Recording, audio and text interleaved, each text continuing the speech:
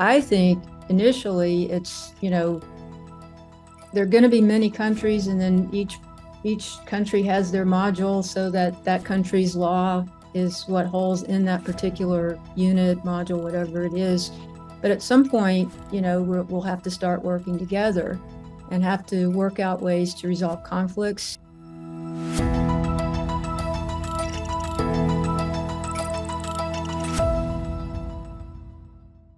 Hello, I'm Colleen Stover. Welcome to the Space Policy Show, brought to you by the Center for Space Policy and Strategy, part of the Aerospace Corporation. We've been bringing you a run of shows that I'm dubbing the Leadership Series. It kicked off with CEOs from commercial companies Voyager and Varda, discussing their visions for the future of the in-space economy, all the way from LEO out to the moon, and how the US government can support that. The show capped off with Assistant Secretary of Commerce and Director of Office of Space Commerce speaking from government's perspective. So be sure to check that show out. I think it was something really special. The Leadership Series also hosted the U.S. Space Force's Chief Science Officer, talking about advanced technology, fundamental science, and the partnerships needed to protect and defend. Now, in today's episode, we bring you NASA's Chief Health and Medical Officer, Dr. J.D. Polk, and Dr. Angie Bukley. She's a former technical fellow here at the Aerospace Corporation. And they're talking about the human condition on the moon, from health to well-being to governance. I promise you're going to enjoy this conversation. From the science of survivability to long-term human settlement. What we learned and didn't learn on the ISS to prepare for this. How can we ensure physical needs like health and medical attention? And how can we ensure psychological needs like art and creativity? How do we move from cooperation on ISS to competition on the moon? Will the Outer Space Treaty hold up, or will something new be needed? Lots of questions, I know. So leading the discussion is Melanie Saunders. And Melanie, now with the Aerospace Corporation, spent most of her career at NASA in various roles, including the Deputy Associate Administrator. She is a lawyer and an expert in human spaceflight, and she even did a stint at Blue Origin. She has a super impressive career. Remember, you can find all of our shows at csps.aerospace.org/Space Policy Show. Now, over to Melanie to get us started. Thanks, Colleen. JD and Angie, thanks for joining me here today to talk a little bit about human health and performance beyond low Earth. So gosh, JD, lots going on at NASA these days. It's been a kind of an eventful spring between Ignition and the recent reorg and the Artemis mission and the successful Starship launch last week. I know a lot of people were watching for that at NASA, so lots and lots in the news. I did want to talk a little bit about how the big shift we're making. It's really exciting to see us go back beyond Earth, low Earth orbit, where we've been for the past, for my entire career. And as exciting as ISS has been, and what a wonderful success it's been, I know you're going to need a different set of tools to really support people medically and health-wise and emotionally on the surface of the moon. Why don't you tell us a little bit about some of those differences between LEO and the moon and the surface, and let us know what's on your mind. What are you guys thinking about and planning for?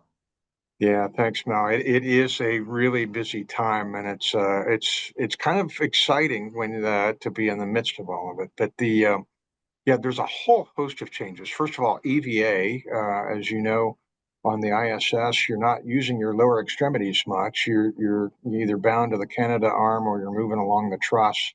And now you're going to be walking on the surface and going up and down ladders. And that does a couple of things. One, you've got a lot more physical exertion and met rates that you have to deal with. Plus, you're hauling the weight of that suit, to which you're not hauling the weight of the suit in microgravity on the ISS. But now, even though it's 16G, you got a pretty heavy suit that you're hauling around with you. With all of your eclipse and everything else in that suit. And so that does a couple of things. It changes the bends risk for one, and so we're having to work on the what we call the atmosphere study to see what the appropriate pre-breathe is to get rid of that nitrogen and to decrease our type 1 and type 2 risk for bends. And then how often serially? Is it every other day or is it every day? What does that do to the bends risk if you go out on an EVA every other or every day? How much exercise you need? I mean, if you're going off and taking samples and hauling that suit around and getting a lot of MET rates and BTUs doing the EVA, do I really need to make you exercise on top of that? And so there's a lots of differences probably between that and the ISS, but also we've got a lot smaller space and volume, and so I can't take the very large ARED that and some of the equipment that we have. Same with the medical equipment. I can't take multiple racks with me, and so we're having to figure out and triage what's really needed for that mission if it's 30 days or less, and then as we expand that lunar base and stays longer than 30 days, how do we add components in a modular fashion? So lots of work to do, and probably the bigger one is also how protective is 1,6G? Does that give you a little bit of a protection on bone loss? Does it lower that bone loss threshold a little bit? Do you still have some, but not as much? Venous thromboembolism, that risk of clot up in the neck, do you still have that with partial gravity? SANS, or that optic nerve edema or vision changes that we see on ISS, is that 1,6G enough to pull that fluid down? So a lot of work to be done on the lunar surface, but it's we've got a big whiteboard with a lot of different objectives already written out for mission objectives we need to go tackle. Yeah, it's funny because I think most of the public would just say, well, space is space, but you don't really, until you really start planning it out, you don't realize how different all the systems are, and there's almost a starting over, sort of approach you have to make to many of these problems, because you'll have different problems, and probably some of them we don't know yet what we don't know. What about one of the things I thought was really interesting about the suits is how you have to really make some complex calculations about the kind of the nexus between suit pressure, mobility, how much you can bend, what do you do if you're kind of like a French bulldog where you fall down and you can't get up because your head's too heavy, or the backpack. It's just sort of a fascinating set of problems that are very, very different from ISS. Angie, did you have anything you want to contribute here? Well, thanks, Melanie. One of the things that stands out to me is the radiation environment is going to be significantly different on the lunar surface. So we're going to have to think about how we shield astronauts, not only when they're doing their EVAs, but when they're in their habitats and the entire time they're on the surface of the moon, because in low Earth orbit, they're somewhat shielded. The radiation levels aren't quite so high, but on the moon, they're just out there exposed to everything. So that's one consideration that we'll have to look at for sure. And again, as JD said, we don't know if 1,6G is enough to maintain health or not. Do we need to figure out centrifuges or anything like that? So yeah, lots and lots of challenges. It's a very exciting time. So we've talked a little bit about suits and some of the challenges associated with surface suits and the next generation suits and radiation. What about ISRU? How are science and technology going to help us solve some of these problems? What can you use there to help human health and performance, or with your exercise? I mean, JD, can the guys and by guys I mean men and women astronauts, can they lift moon rocks? Is there stuff that you could use there instead of, if you're not going to pack a whole ARED, if you can't fit that in your suitcase? So let's talk about some things like that. Yeah, there's a whole host, because we're really using the moon as a test bed to enable us for Mars. And so some of the things that we want to use as you get into longer gaps in communication and farther away from Mother Earth, for those Mars missions, you want to trial out while you're still close to home in case they don't work out exactly as you planned. And so, not that that's ever happened, Mel, but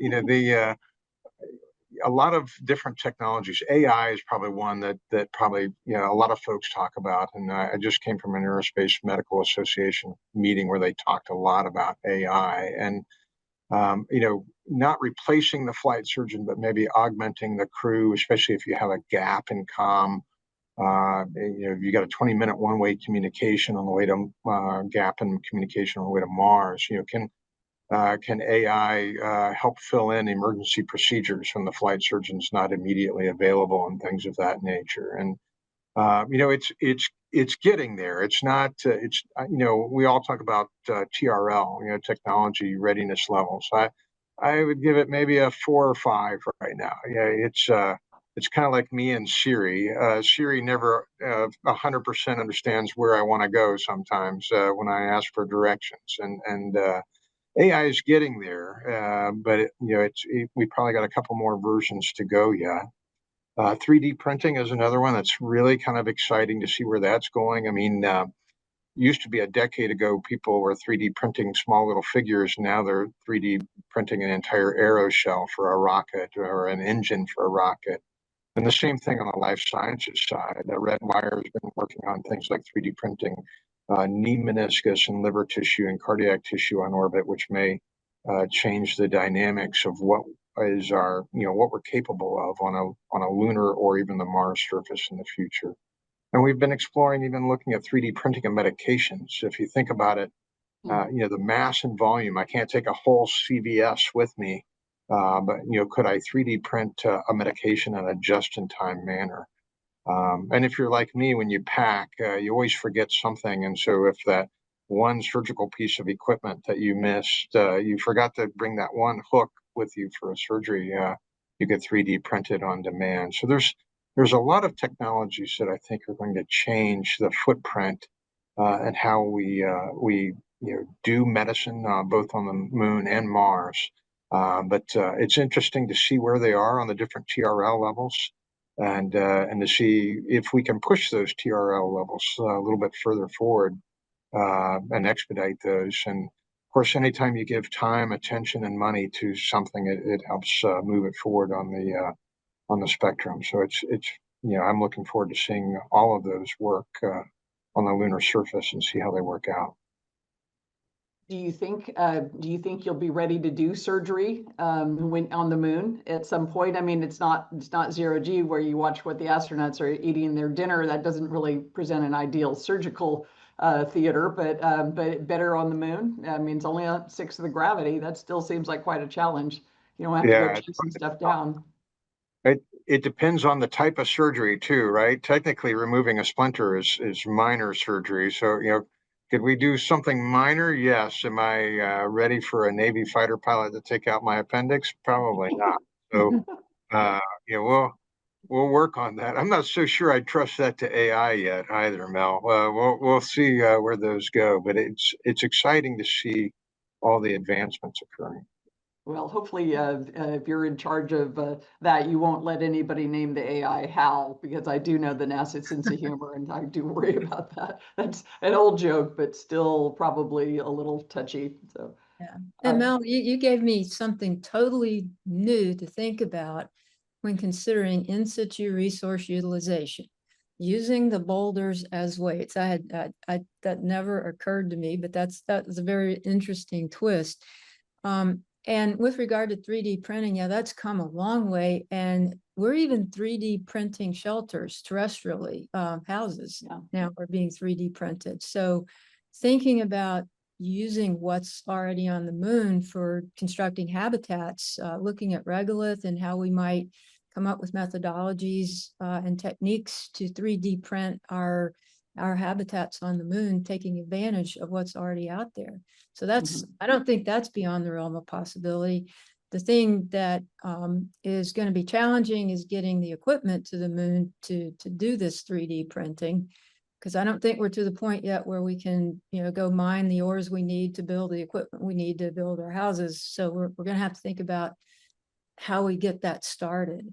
So, but there's a lot of advances going on, and I'm really excited to see where AI ends up in the mix and how we can leverage that. I think we're already to a point that it could be leveraged at some level just like perhaps an astronaut's assistant, kind of an astronaut's agent. But in terms of turning over decisions and surgery and things like that, I think I agree with JD. We're a ways away from that, but very exciting. Yeah, it's really quite amazing if you think about it. I know there's things you can do with power generation using ISRU. Some of the space resources teams in the world are advocating for that and taking a close look at that. It just, I also think I could kind of envision them using the crews using the rovers on the surface as another exercise aid. Hopefully they'll never have to push it back to the moon base, but chances are they will. Maybe I worked space station too many years, but things you never hope will happen always seem to happen. So let's shift gears a little bit and talk more about kind of the needs of humans in a alien environment. So people have different needs beyond health, psychological health. I know you spend a lot of time on station learning in that, but things that include nature, recreation, art, humor, downtime, love, community.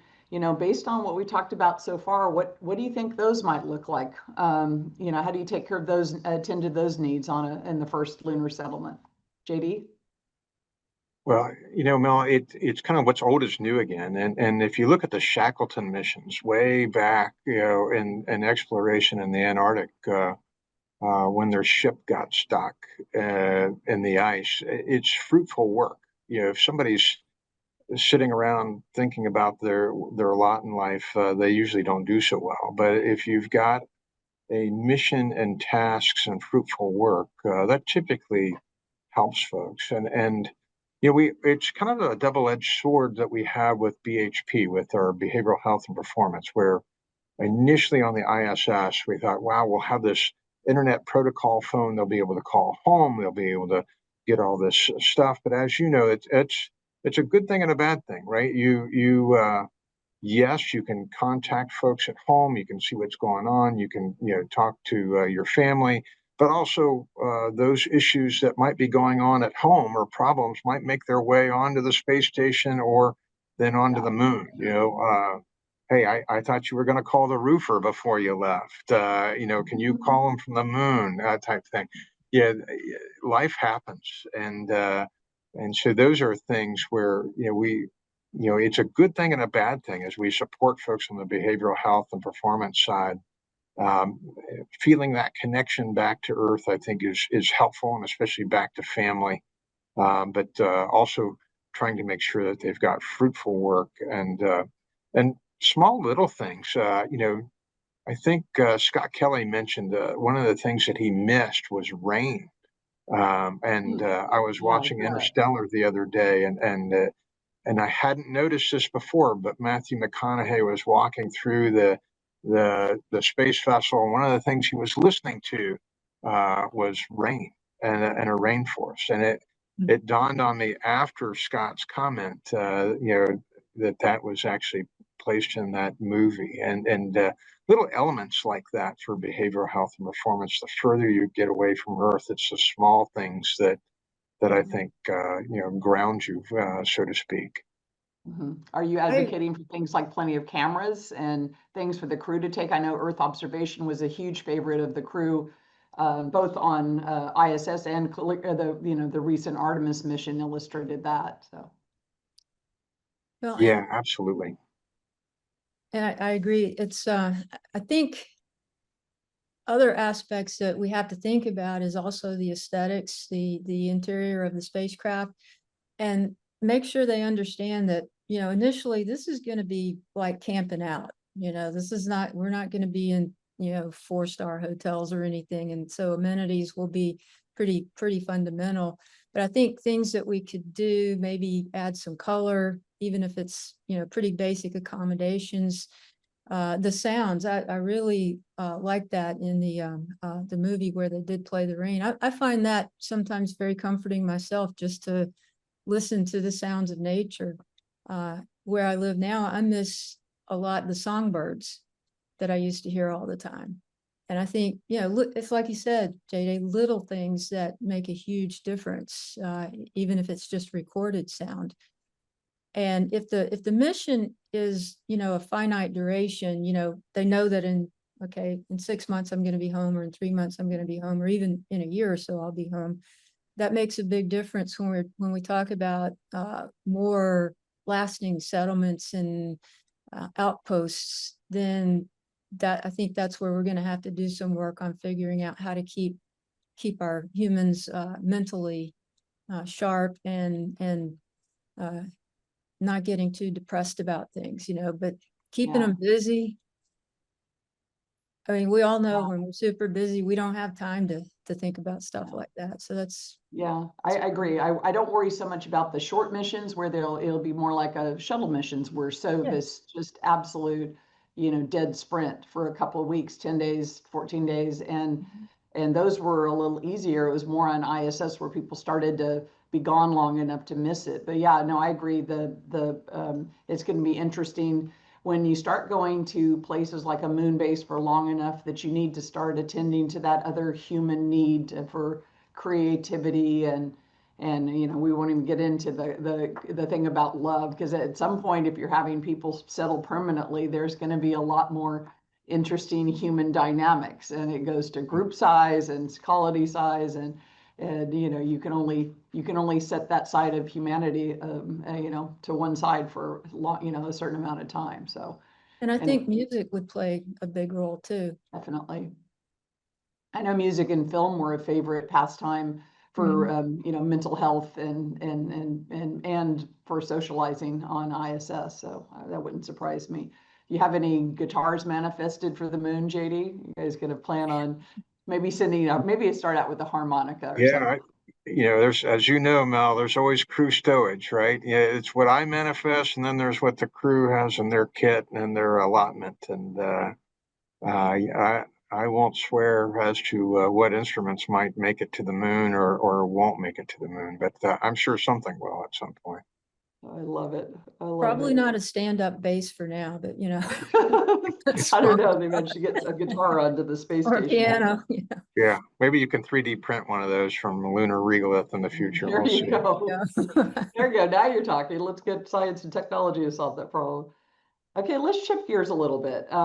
Let's talk a little bit about some of the governance in space. So, as you know, the 1967 Outer Space Treaty has a whole bunch of provisions in it, things like there can be no sovereignty, no military fortifications.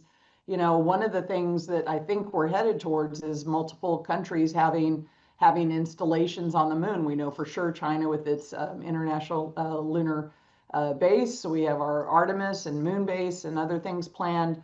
So thoughts on how we can protect sites of different activities when there's multiple state actors?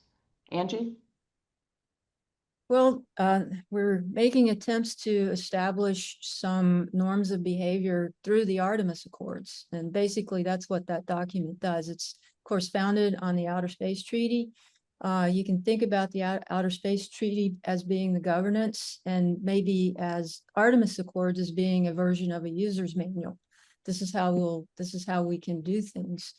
I think under the Outer Space Treaty, we can establish outposts, we can establish activities in terms of how we determine the extent that we could, provide protection or enforce protection if there is such a thing.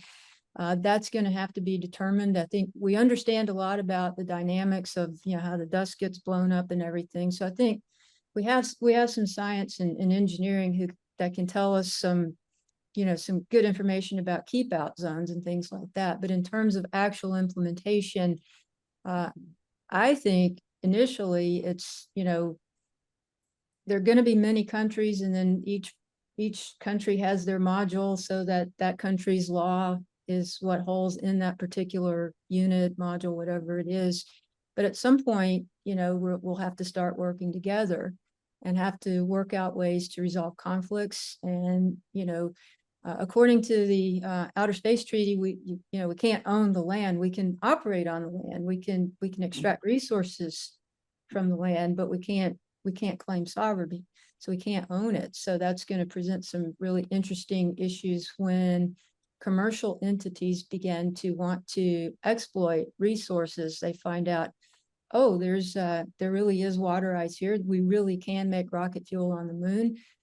How do we turn that into a profit?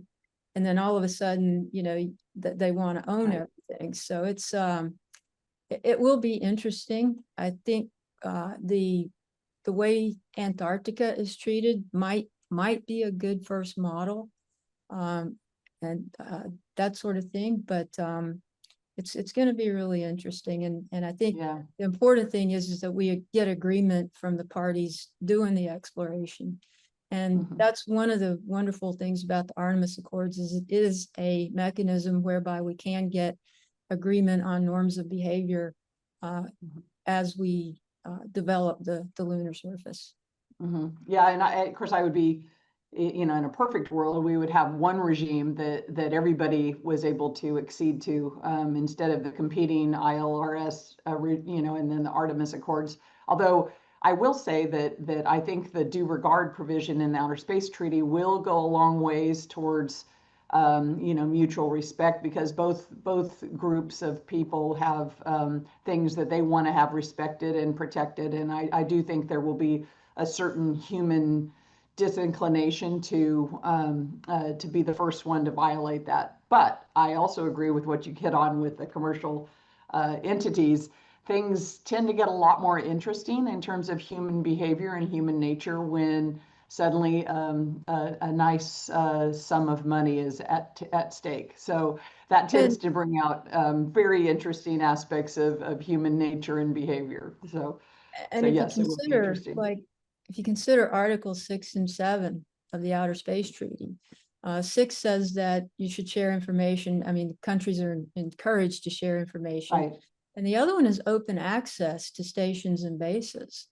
Of course, with due notification and everything, but that's part of the Outer Space Treaty. So there's already some foundational law, if you will, for sharing information. Now, whether that's going to freely happen or not, I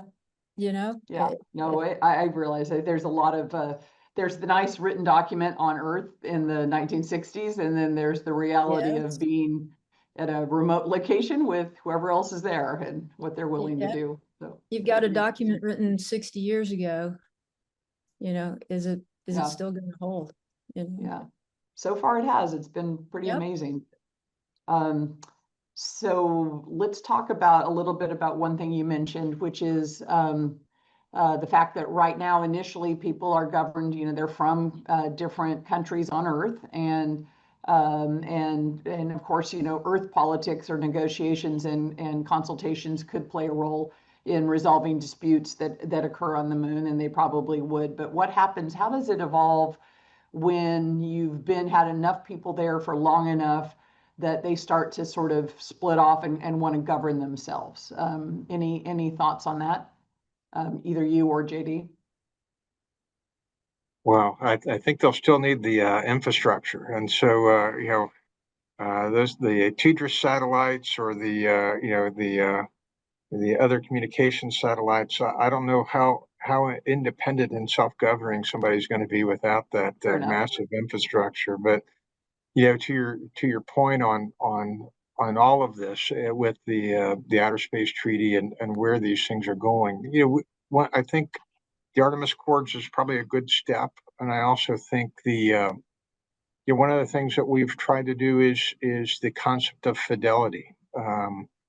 We put our standards and our requirements and our tech sheets out in the open now. It used to, as you know, Mel, it used to be a well-regarded secret for our standards, even to apply to the astronaut corps. You could probably get the missile codes faster than you could have gotten my requirements or standards to apply to the astronaut corps. But we reversed that and we put everything out in the open, including all of our standards for how to design a spacecraft, et cetera.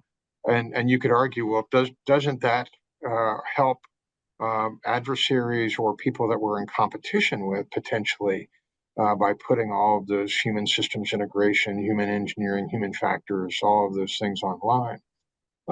maybe, but all boats float with a rising tide. We want everybody who's in space to be safe in space, whether or not we have competing interests or not. It is that concept of fidelity that we want everybody who's, if they're going to go, to be safe, and that probably reflects back to us, because we might need their help at some point on the moon if we have a broken life support equipment or something else, to where we might need their help urgently, and vice versa. They might need our help urgently. And I think that concept of fidelity really still holds true. And at some point we might just need to borrow a cup of sugar. And so, you got to make sure that person's willing to loan it to you. So we we try to act from that standpoint, and I think that's helped us in the ISS program. I think that's helped us in a lot of our previous programs. If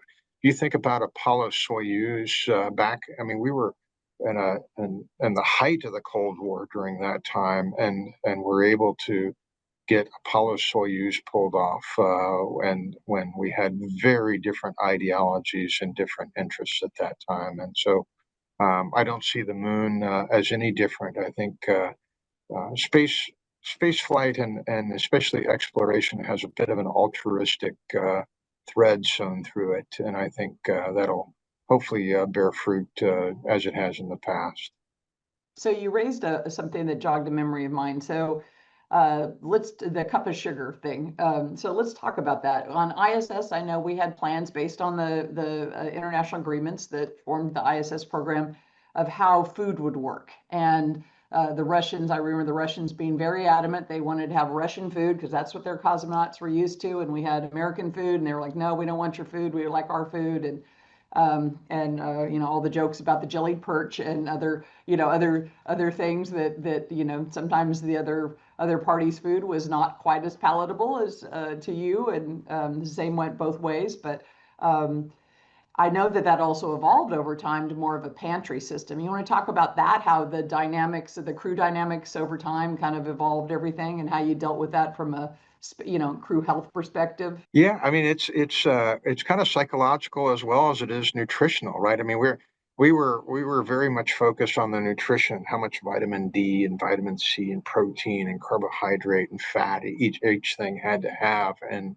the crew was more like, wow, that shrimp really tastes good. It's spicy. Maybe because my taste buds are getting more blood flow, but due to the fluid shift, suddenly folks like spicier foods on orbit. And as you know, one of the things the crew mentioned when the progress would come up is just that smell of fresh fruit as soon as you open the hatch, and it just washed over the crew, and what a psychological impact that was. And so I don't think you get that same impact from opening the hatch and having a bunch of plastic encased protein bars coming flying out at you. So I think we've grown a lot and learned a lot from our Russian colleagues and vice versa.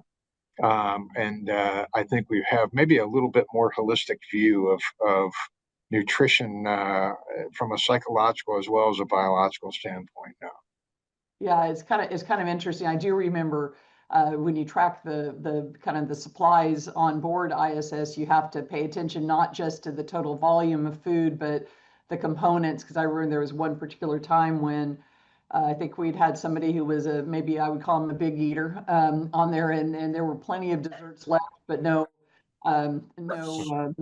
main courses. So you could have a diet that might have suited one of my kids when they were little, but not a grown person who would be missing some of the more savory aspects of the diet. But those are interesting complexities. So, go ahead. Just a quick point. I remember the lost tomato incident on the ISS. It's better than the lost spider incident, believe me. They had grown a tomato and they had harvested it, and then it disappeared.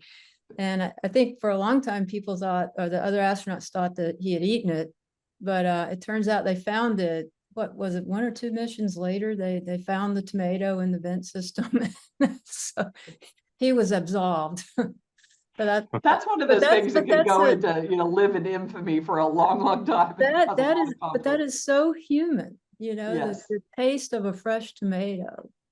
Absolutely. I know when they first had the crew grow lettuce on board, I remember them, seeing a video that was supposedly of them trying it for the first time. And I think I said something to the person next to me, like, I love that anybody believes that the first time they're trying the lettuce, because good and well, if astronauts, that somebody found a little quarter they could nibble and try. They all tried it before. They just didn't do it with the camera set up and filming for the ground. And there's there's definitely a little bit of a us and them, the ground and the on-orbit crew that develops over any mission. But anyway, I got a kick of that. So JD, you talked a little bit, you mentioned something about space rescue. Let's talk about that a little bit, because that's interesting. So the Outer Space Treaty and the Rescue Convention provide that, people should, countries should render all possible aid, that astronauts are envoys of mankind. And I know that a lot of it focuses in the Rescue Convention, focuses on things like terrestrial rescue when people return to Earth orbit. And of course, I love gravity with okay, well, I'll just go hop in the Chinese vehicle and go down. You're like, sure, good luck with that. I hope that works out for you. So, oops, sorry, I forgot the keys. Oops, yeah, just there's so many.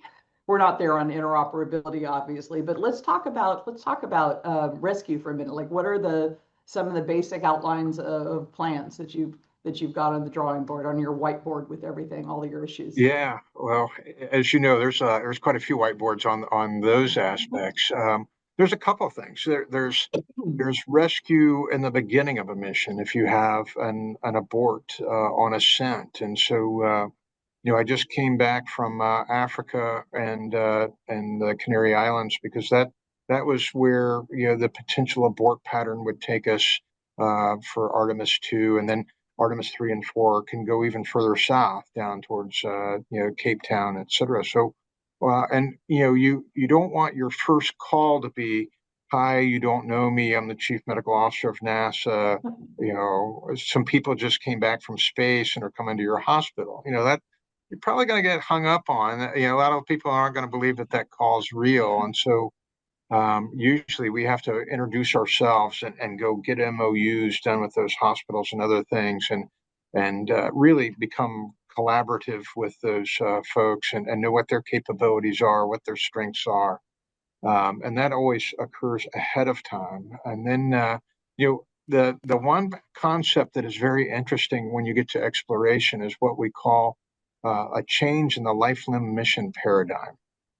And so what is that? That means, if you were on ISS right now and you scratched your cornea, I got some medication that would help, your eye, although eye drops don't drop, by the way, in space. You have to figure out how to get medication in the eye with surface tension.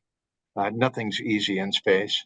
And so, but if it didn't heal, I wouldn't make you sacrifice your right eye for the space program. We would bring you down, and you'd be in the eye institute getting laser surgery or whatever needed, within 4 hours after we brought you down.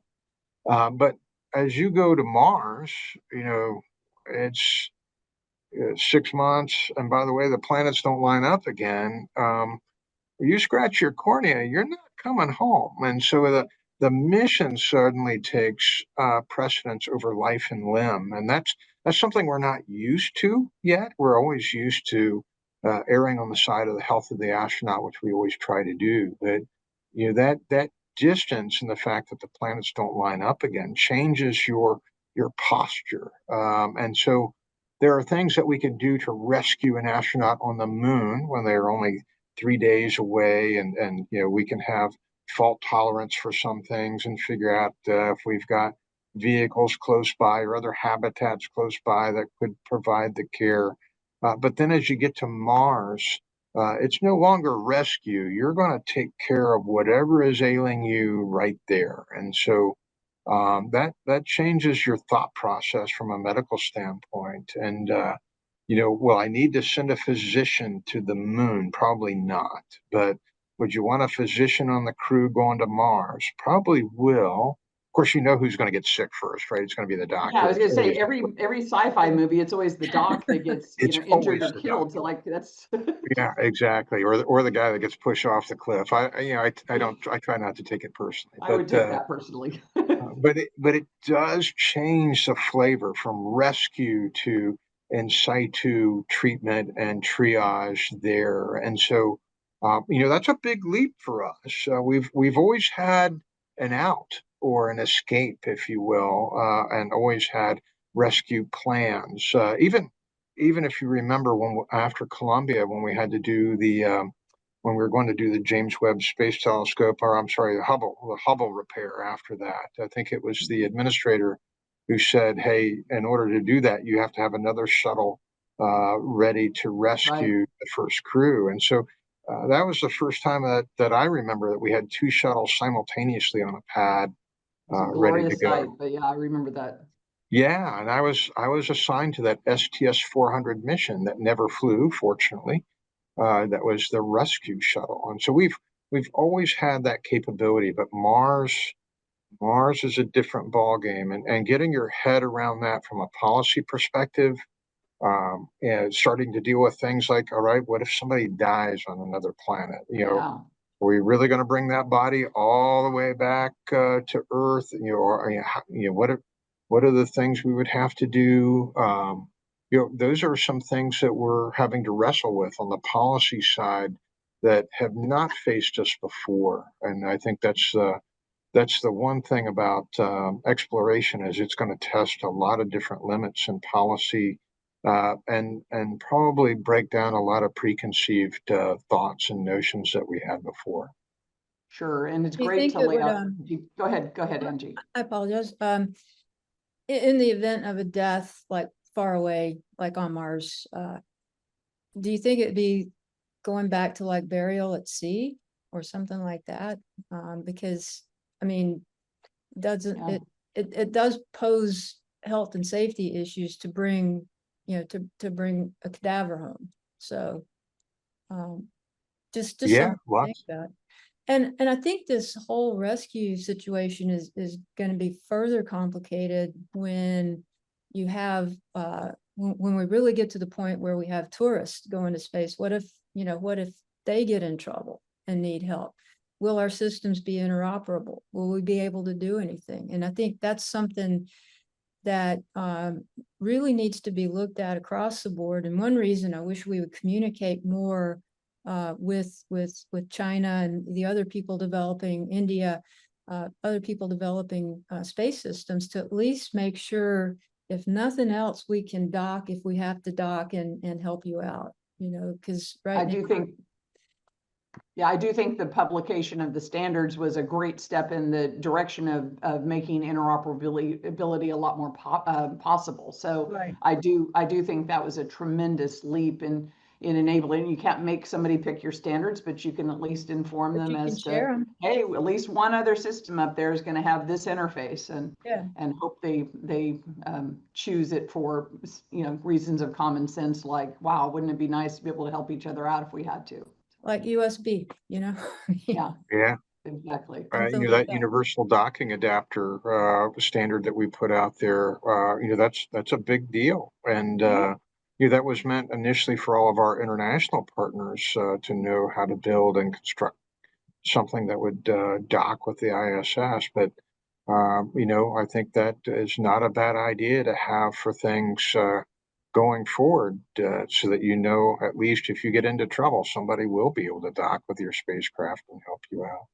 Yeah, it'd be sad to see the spacecraft coming and going and not being able to do anything for you. That would Yeah, what a nightmare. That'd be be very, horrible. very horrible. There's a lot of movie scripts buried in there, so There, there really are, and there's a lot of movies I've already seen and enjoyed that are those scenarios come to mind when we're talking about this topic. So one thing I do know is we don't know what we don't know, and no matter how many great people at NASA and all the commercial companies working on these problems that are busy thinking of all these scenarios, one thing I know for sure is we won't get all of them. There'll be one that'll come up that will go, oh my gosh, why didn't we think of that? That's, could have foreseen that. But anyway, well, I think our conversation has actually raised more questions than it's answered, but that's what the next few years are for, to continue and explore and figure out how to do good things beyond low Earth orbit. So thanks a bunch for coming and joining me today. I really enjoyed our conversation. And Colleen, back over to you. See, I told you you'd enjoy that conversation. We're all human, and these questions of health, of happiness, and of rule of law apply to us, no matter here on Earth or the Moon, or one day Mars. Thank you to our guests, and thank you to Matthew Ricola, our technical director. All of our shows are released on YouTube and your favorite podcast platforms. Follow us on social media and subscribe to get notified at csps.aerospace.org. And there you can browse the Center's deep research papers on all things space policy. Thank you to our audience, and be sure to check out those other shows in the Leadership series. Bye for now.